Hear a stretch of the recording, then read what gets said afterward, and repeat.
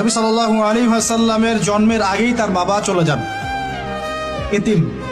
ইতিম মুহাম্মদ সাল্লাল্লাহু আলাইহি ওয়াসাল্লাম। তার মা আমিনা 6 বছর বয়সে ইন্তেকাল করেন। সিচুয়েশন বুঝতে পারছেন? 6 বছর একটা বাচ্চার বাবাও নাই মাও নাই। তার দাদা আব্দুল মুত্তালিব তাকে সাথে রাখেন, খুব আদর করেন, খুব মহব্বত করেন, যেখানে যান সাথে করে নিয়ে যান। তিনি নেতা মানুষ, তার পাশের চেয়ারে তাকে বসতে দেন, বলেন আমার এই নাতি একদিন সাইয়্যেদ হবে, নেতা হবে, এই কথা বলেন। তিনি ইন্তেকাল করলেন 8 বছর বয়সে। তারপরে দায়িত্ব পেলেন চাচা আবু তালেব। নাম কি? এই 8 বছর বয়স থেকে নিয়ে নবী সাল্লাল্লাহু আলাইহি ওয়াসাল্লাম নবী হয়েছেন 40 বছর বয়সে, আর মক্কায় ছিলেন 13 বছর, প্রায় 53 বছর।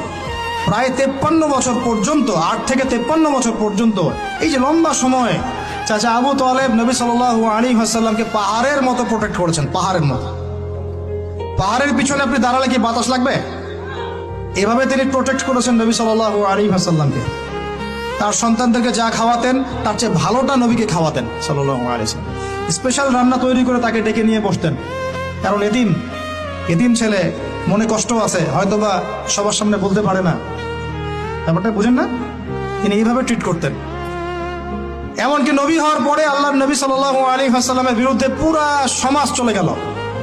কেউ গালি দেয়, কেউ বলে সাহের, কেউ বলে কাযযাব, কেউ বলে ফারিকুল জামা। মানুষ গালিগালাজ শুরু করলো, নিন্দা গীবত তহমত শুরু করলো, অর্থনৈতিক বয়কট শুরু করলো, সামাজিকভাবে বয়কট করা শুরু করলো। এমন কোনো অত্যাচার নাই যা নবী সাল্লাল্লাহু আলাইহি ওয়াসাল্লামকে করা হয় নাই। বুঝতে পারছেন কথা?